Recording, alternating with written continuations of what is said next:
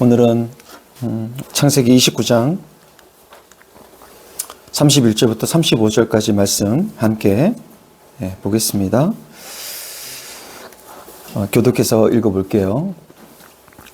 여호와께서 레아가 사랑받지 못함을 보시고 그의 태를 여섰으나 라헬은 자녀가 없었더라. 레아가 임신하여 아들을 낳고 그 이름을 르우벤이라 하여 이르되 여호와께서 나의 괴로움을 돌아보셨으니 이제는 내 남편이 나를 사랑하리로다 하였더라.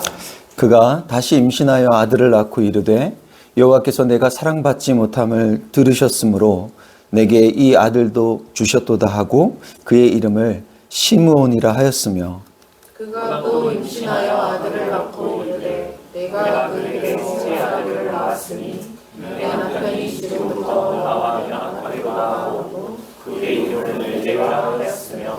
다 함께 읽어볼까요? 그가 또 임신하여 아들을 낳고 이르되 내가 이제는 여호와를 찬송하리로다 하고 이로 말미암아 그가 그의 이름을 유다라 하였고 그의 출산이 멈추었더라. 아멘. 예배 오신 분들 환영합니다. 인사합시다. 네, 반갑습니다. 네, 반갑습니다.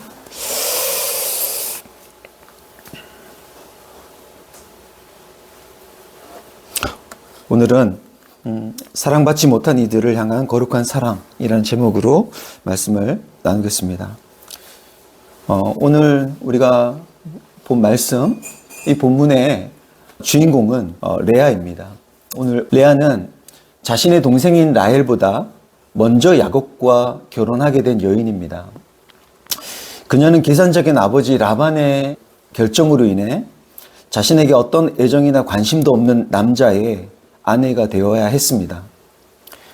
원래 남편 야곱이 간절하게 결혼하길 원했던 사람은 누구였습니까? 예, 이 레아의 여동생인 라헬이었죠. 야곱이 라헬을 그처럼 간절히 원했던 건 라헬이 레아보다 몸매가 예쁘고 용모가 아리따웠고요. 그리고 야곱이 하란에 왔을 때 처음 만난 여인이었죠. 그리고 그때 첫눈에 반했던 사람이기도 했습니다. 비록 레아가 이 라헬보다 먼저 야곱의 아내가 되긴 했지만 레아가 야곱의 아내가 된 날로부터 7일이 지난 후에 이 동생 라헬도 남편의 두 번째 아내가 됩니다. 그러니까 두 자매가요, 일주일 간격을 두고 연이어 한 남자의 아내가 된 겁니다. 이 일주일 사이에 여러분 그 처음과 이 나중에 이 온도가 같았을까요? 달랐을까요? 레아와 결혼했을 때와 라헬과 결혼했을 때 이 온도차가 달랐겠죠. 그렇게 그들의 불편한 동거가 시작됩니다. 그런데 여러분 야곱과 라헬 이 두 사람 사이에 마치 사은품처럼 끼어 있는 레아의 그 결혼 생활이 어땠을까요? 레아는 야곱이 사랑해서 결혼한 그런 사람이 아니에요. 오늘 말씀을 보면 하나님께서 이 레아의 상황을 정확하게 짚어주고 계시는데요. 뭐라고 얘기합니까? 여호와께서 레아가 사랑받지 못함을 보셨다고 합니다. 즉 결혼 이후 레아는 남편에게 사랑받지 못한 결혼 생활을 하고 있었어요. 사랑받지 못함이라는 이 한 문장이 레아의 삶을 단적으로 보여줍니다. 결혼을 했는데 내 남편이 나 아닌 다른 여자만을 쳐다본다고 생각해 보십시오. 정말 이게 미치고 한장을 놓은 아니겠습니까? 우리가 지금이야 이걸 법적으로 물릴 수라도 있지만 그 시대에는 아마 그러기도 어려웠을 거예요. 그저 참아야만 했겠죠. 그러니 당시 그 레아의 마음이 여러분 어땠을까요? 오늘 말씀에서 레아가 어떻게 그 시간들을 보냈는지를 알 수 있는 대목이 있습니다. 레아가 임신하여서 아들을 낳을 때마다 그 아들들의 이름을 짓거든요. 근데 첫째 아들을 낳았을 때 뭐라고 부릅니까? 르우벤이라고 합니다. 그렇게 이름을 지어요. 근데 이 르우벤은 여호와께서 나의 괴로움을 돌보셨다는 뜻이거든요. 그러니까 지금 이 레아의 결혼 생활이 어땠다는 거예요? 괴로웠다는 겁니다. 괴로웠어요. 그 괴로움을 돌보셔서 아들을 주셨으니 레아의 마음속에 어떤 마음이 있었냐면, 자, 이제는 남편이 나를 사랑하겠지? 세 번역에 이렇게 번역해요. 그러니까 이 얘기는 뭘 얘기해 주고 있냐면, 레아가 남편의 사랑을 받지 못하고 있었다는 걸 보여줍니다. 그러면 자, 이제 루벤을 낳아서 레아가 그토록 바랬던 이 남편으로부터 사랑을 받았느냐? 아니요, 그렇지 않습니다. 자, 레아가 다시 임신해서 두 번째 아들을 낳거든요. 자, 근데 그 아들의 이름을 뭐라고 짓습니까? 시므온이라고 짓습니다. 근데 이 이름은 여호와께서 내가 사랑받지 못함을 들으셨으므로 내게 이 아들을 주셨다 하면서 지은 이름이에요. 그러니까 둘째 아들을 낳을 때까지도 사랑받았다, 못 받았다? 예, 못 받았다는 겁니다. 세 번역으로 보면 레아는 하나님께 하소연할 수밖에 없었다, 이렇게 얘기를 해요. 그러니까 그럴 수밖에 없을 만큼 여전히 사랑받지 못하고 있었던 거예요. 그럼에도 불구하고 하나님의 은혜로 아들을 둘이나 낳았습니다. 자, 이제 둘을 낳았어요. 그러면 이제 좀 달라졌을까요? 아닌 것 같습니다. 여러분 보십시오. 레아가 또 임신해서 아들을 낳잖아요? 이제 이름을 뭐라고 지어요? 레위라고 합니다. 왜 레위라고 지었을까요? 뭐라 얘기하냐면, 내가 그에게 새 아들을 낳았으니 내 남편이 지금부터 나와 연합하리로다. 이게 새 번역으로는 어떤 내용이냐면, 내가 아들 셋이나 낳았으니 이제는 남편도 별 수 없이 나에게 단단히 매이겠지. 자식 때문에라도 별 수 없이 남편이 자신에게 매이길 바라는, 자신을 위해 주길 바라는 레아의 마음이 담겨 있죠. 그러니까 레아가, 여러분, 남편의 마음을 돌릴 만한 게 뭐밖에 없어요? 자식밖에, 아들밖에 없는 거예요. 하지만 그 기대조차 반복해서 꺾여야만 했던 것이 레아의 현실이었습니다. 레아의 처지였어요. 하나님이 레아의 태를 열어주셔서 아들을 셋이나 낳았어요. 그런 자신에 비해 여러분, 이 야곱과 동생 라헬 사이에서는 자녀가 있었어요, 없었어요? 자녀가 없었습니다. 그런데도 야곱의 눈과 그의 그 발걸음은 여전히 누굴 향해 있었어요? 동생 라헬을 향해 있었어요. 여러분, 이게 참 그런 것이요, 당시에 자식을 낳았다는 건 대단한 것이었거든요. 아들을 낳는 것. 여러분, 아브라함의 아내 사라가 자식이 없었을 때 그의 여종 하갈을 통해서 자식을 낳잖아요. 하갈이 그 자식 한 명 낳은 걸로 이 여종이요, 굉장히 기세등등해집니다. 그럴 정도로 자식을 낳았다라는 건 큰 의미였는데도 불구하고 여러분, 여전히 레아는 지금 야곱의 눈 밖에 있어요. 레아의 존재감은 바로 그렇게 꺾이고 또 꺾였습니다. 그러다가 이제는 기대를 걸 수 있는 것이 자식밖에 없게 된, 그러니까 이제 나 자체로는 사랑받을 수 없는 사람이라는 그 자리까지 간 거예요. 나 자체만으로는 나는 사랑받을 수 없는 사람이야. 그 자리까지 간 거예요, 지금 레아가. 여러분, 우린 누구나 레아보다는 사랑받는 라헬이 되고 싶어 합니다. 내가 가진 매력 때문에 나를 보는 사람들의 눈이 반짝거리는 주인공이 되고 조명을 받고 누군가에게는 무조건이 될 수 있는 그런 사람이 되고 싶어 해요. 여러분, 실제로 이런 사람이 있더라고요. 여러분, 복음 매지컬이라는 프로를 혹시 아시나요? 박복음이 미용을 합니다. 이게 동네 이제 미용실에서. 그런데 거기에 30대 애기 엄마 둘이 왔어요. 그리고 박복음에게 자신의 머리를 맡겨요. 그러니까 이제 머리를 박복음이 잘라주는데 초보잖아요. 배운 지 얼마 안 된. 그래서 박복음이 혹시라도 잘못될까 봐 걱정을 해요. 머리 잘못되면 어떻게 하죠? 걱정을 합니다. 그러니까 탁 머리를 맡긴 그 여성분이 뭐라 얘기하는지 아세요? 무조건 좋습니다.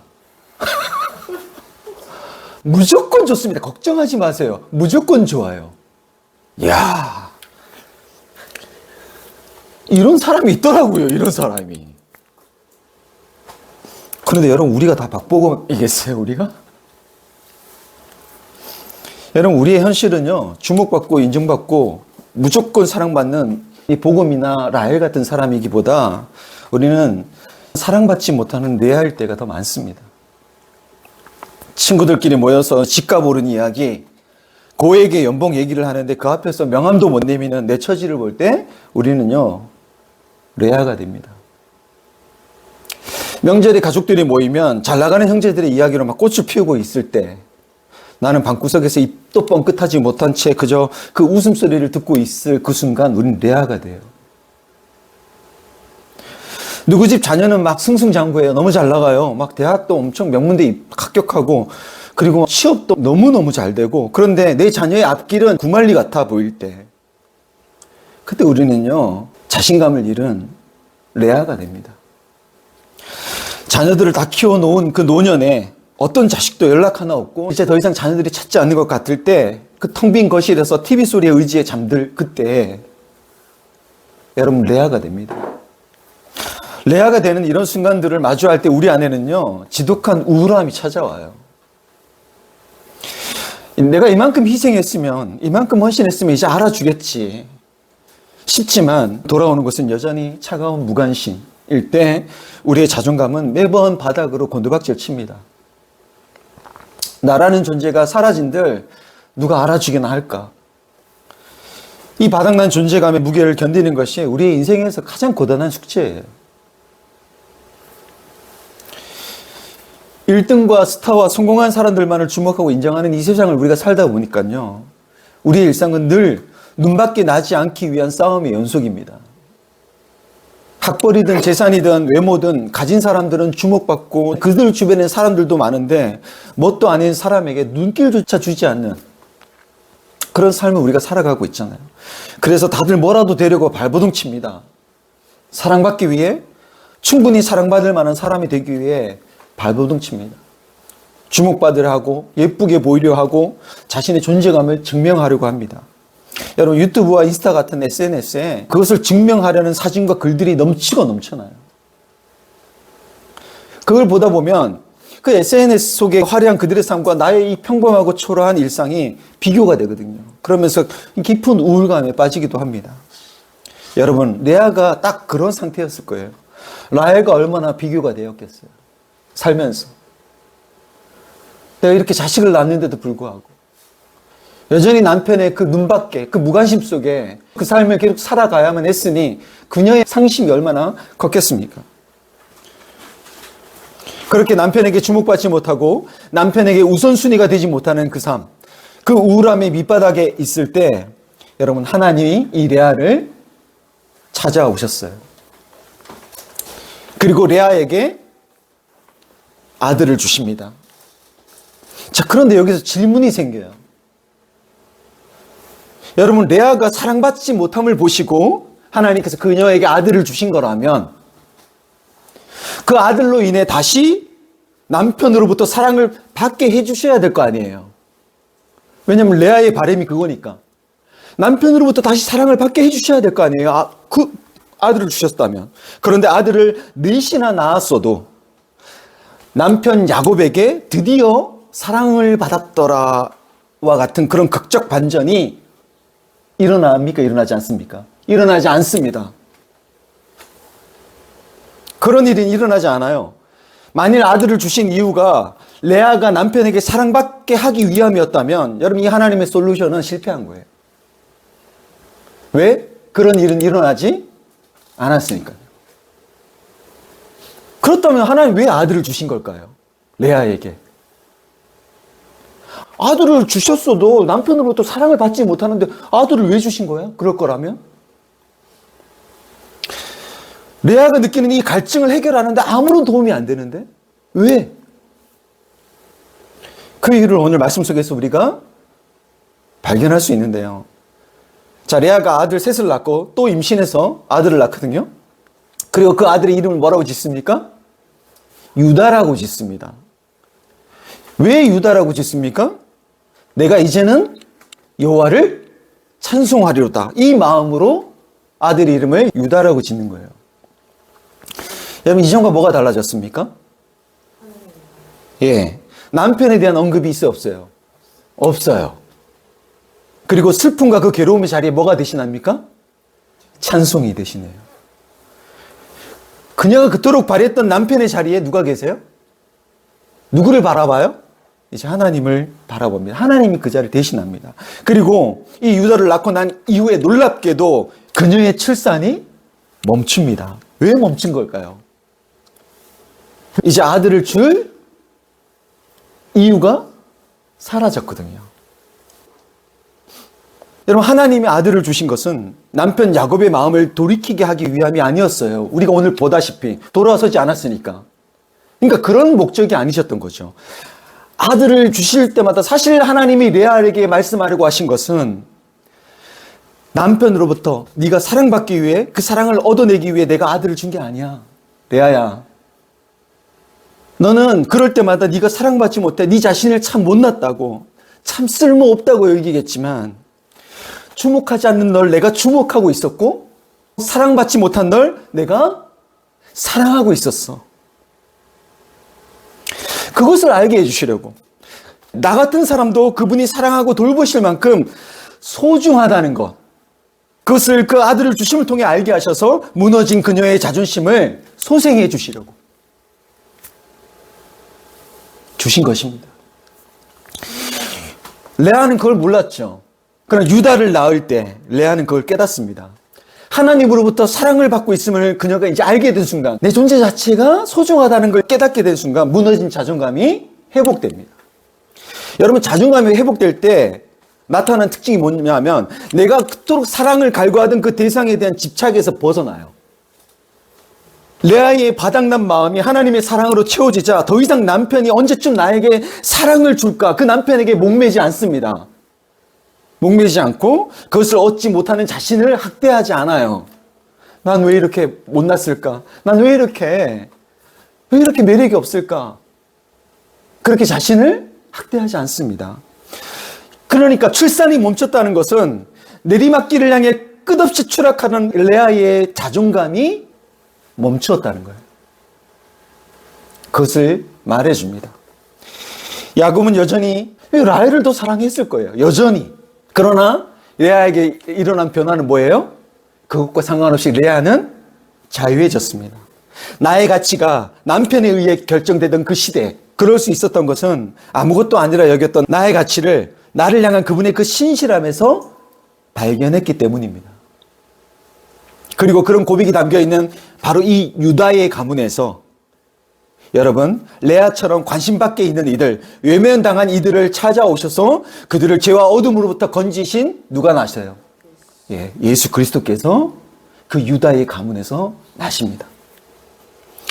하나님은 그 오랜 옛날 이 레아에게도, 그리고 오늘을 살아가고 있는 우리에게도 그렇게 찾아오신 분이십니다. 하나님의 자녀로 살아가는 여러분, 사람들의 인정과 세상의 박수가 없어도 여러분, 하나님이 주목하여서 당신의 하나뿐인 아들의 그 생명을 주고 산 그 무엇과도 바꿀 수 없는 가치 있는 소중한 사람입니다. 믿으십니까? 여러분, 우리 이렇게 한번 얘기해 볼까요? 서로에게? 당신은 소중한 사람입니다. 한번 얘기해 줍시다. 당신 소중한 사람입니다. 네. 당신은 소중한 사람입니다. 여러분, 이 사실을 잊지 마십시오. 세상은 이 사실을 잊게 만들어요. 너무나 자주. 잊지 마십시오.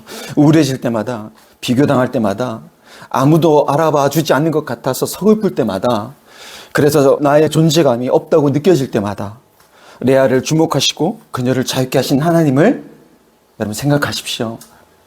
그분으로 인하여 우리를 저울질하며 가치를 매기는 이 세상에서 그 폭력에 휘둘리지 않고 비교의 노예로 살지 않도록 그분이 목숨을 주고 우리에게 주신 이 자유, 이 자유를 지켜내는 저와 여러분이 되기를 우리 주 예수 그리스도의 이름으로 축원합니다.